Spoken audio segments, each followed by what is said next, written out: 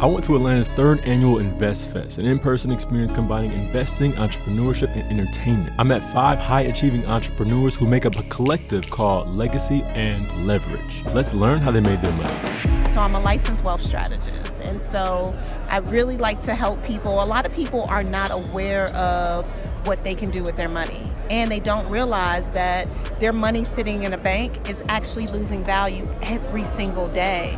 And so my clients are mostly high net worth individuals, and they'll do a lot of flexing of, okay, I got $200,000 in the bank, or I have $100,000 in the bank, but it's actually like, you're not very smart for doing that, okay? Inflation is at an 8% rate right now, which means that the money sitting in the bank is losing value every single day due to inflation. So I'm a credit specialist, and ultimately what I do is I help 9-to-5ers and entrepreneurs get rich off credit by understanding the foundations of it and basically building out a bulletproof credit profile to then leverage it to create multiple streams of income. What's the best financial advice that you could give to someone who's aspiring to get their business going to a 6-figure level?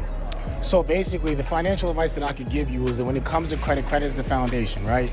So you want to use your credit not as a consumer, but as an investor, right? So you got a lot of people who open up like Macy's cards, Victoria's Secret, Target, things of that nature. Right. You don't want to do that because one, those are retail cards, and then essentially you're just putting yourself in bad debt. There's a difference between good debt and bad debt. You know what I'm saying? Bad debt is the debt that's going to put you under. Good debt is the one that's going to create income for you. You know what I'm saying? So when I tell you, when it comes down to credit, let that be your foundation.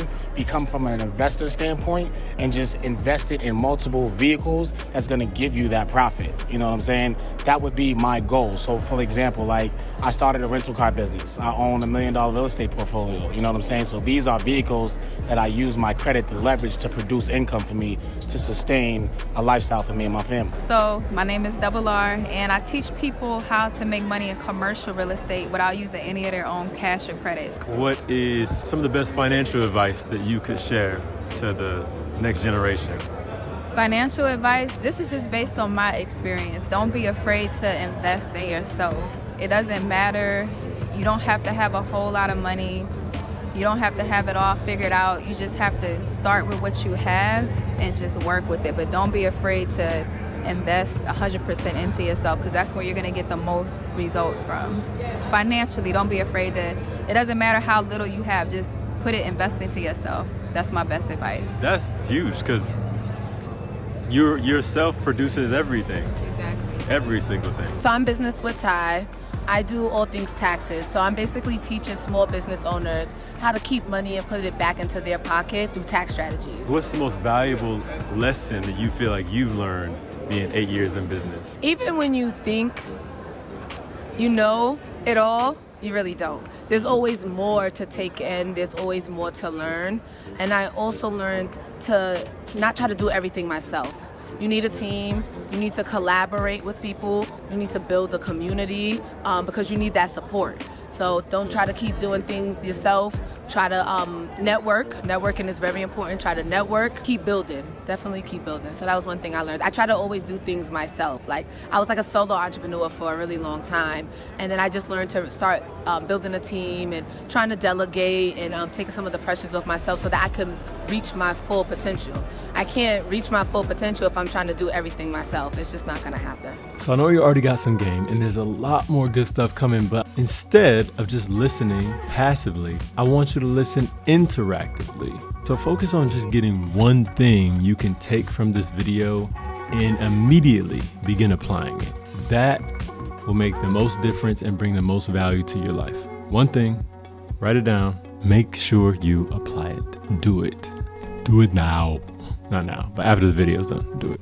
For someone who is like, you're an entrepreneur, you have some great months, but you're struggling, what is some general valuable business advice that you could give from your experience? Yeah, one thing I want people to understand is leverage is the language of the wealthy.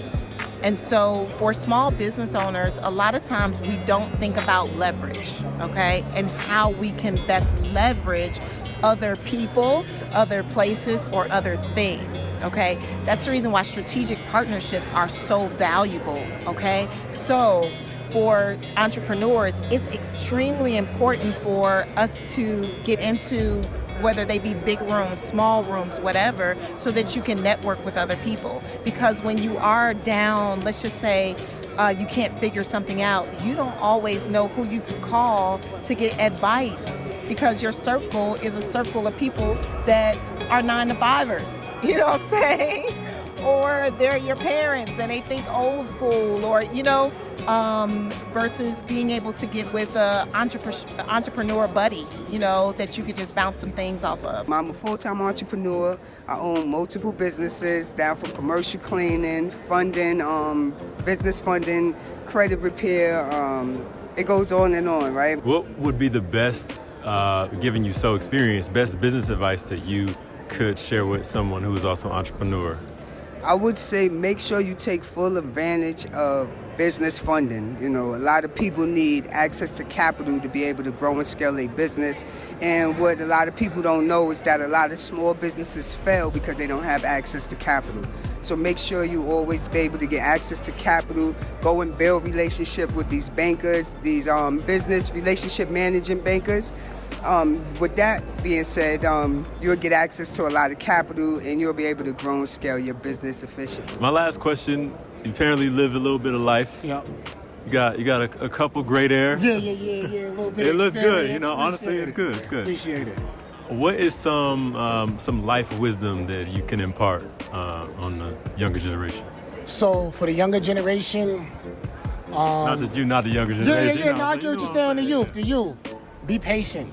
Take your time. You know what I'm saying? Like, success does not come overnight, and try not to keep up with the Joneses and imitate what you see on social media, television, right? Like, success is a gradual process. You never want to try to speed that process up. Take your time, save your money, invest your money, read, educate yourself, look for different opportunities that help compound and multiply your income. You know what I'm saying? Everything else it is that you enjoy, the luxuries, the lavishness, it will come in due time. But ultimately, you want to keep your head down, stay focused, keep your heads in the book, and then just grow your income. Take care of your family.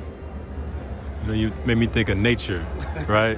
When you're growing something in the garden, right, you just got to grow it, and it grows how it grows, right? Right. I definitely, further back in my youth, I was always trying to do something really quick because I saw other people do it, and that's just what you see. So I think that's so relatable for me. So what is one word of wisdom you would like to share that's really helped you become the person that you are? Ooh. Okay, so people always say you're good at one-liners, and I am, okay? Because I will drill down a one-liner on people, okay? But one thing I want to say is discipline. And you being in the martial arts, that being your hobby or in that space, right? You could appreciate this as well, okay? But discipline. If you practice a discipline, you'll never have to pray for a miracle. There's so many. The lack of discipline typically will have us praying for miracles. So, for example, if you're not disciplined with your money, you're going to find yourself one day on your knees praying for a miracle that I have money. If you don't have discipline in the way you eat, you're going to be praying one day, God, please don't make me get rid of this kidney. You know what I'm saying? Like, every area of our life requires some sort of discipline. And that practicing discipline will alleviate us literally have to scrambling around praying for something to happen. So that's what I got. I'm gonna rewatch this tonight because I love that so much. I think one part that I'm gonna add in is, so like, outside of this, I have a history in psychology. I have a mental health background. I'm a therapist. Are you really? Yes, I am. You know what I'm saying? Okay. So from the psychology standpoint, like, we all become products of our environment. So if you constantly see something, it is natural for you to try to imitate it. So it's important for you to change your surroundings. We are what we take in. You know what I'm saying? So you want to change what you eat. You want to change what you watch. You want to change what you listen to. You want to change who you interact with, right? And ultimately, that will transform you and transition you into a place that, ultimately you'll be satisfied with. Thank you for watching. Don't forget to drop a comment below, and here are the next 2 recommended videos for you.